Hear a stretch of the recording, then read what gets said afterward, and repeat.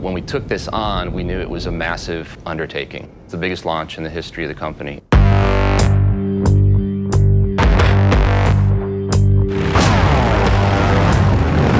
One of the primary ethoses that we follow is form follows function, but both report to emotion. You have to really look at every element of the motorcycle and execute it in a way that speaks to our ethos, which is authenticity, 115 years now of legacy. It was exciting and a little scary, designing brand new product and bringing in the latest technology and the features, but we need to retain the lineage, the DNA, the styling cues, and keeping what makes a Harley a Harley. We wanted to bake in the soul of a Harley Davidson motorcycle, and we talked to customers around the world and kind of pick their brains about what they'd like to see from the next generation cruiser from Harley Davidson. They want tradition, but they also want technology. They wanted to experience the best of both worlds, and that's what these motorcycles deliver. So there's 8 models in the lineup. Each model has a defined personality, if you will. It's about fit and it's about attitude, and they each have their own unique feel, and it will be different for each customer. They'll find the bike that they'll fall in love with. These are game-changing motorcycles. Everything about these motorcycles is an improvement over what our current bikes are. People's minds are blown.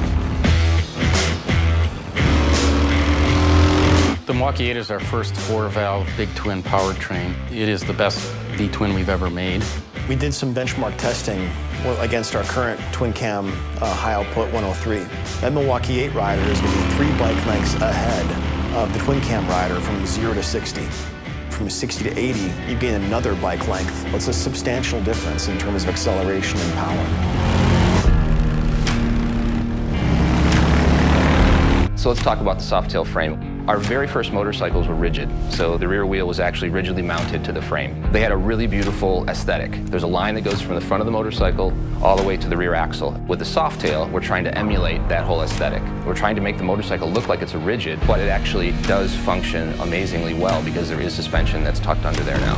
When they see them for the first time, they'll appreciate the style, but when they experience the goodness of a lightweight, awesome handling Softail chassis, I can't wait for people to ride them. One of the things we've achieved, I think, is a perfect balance of the best of Softails and the best of Dynas. That classic hardtail look, that hidden suspension, right? But we've also brought in the best handling. We've married the look and the performance into one architecture that will serve all the customer needs.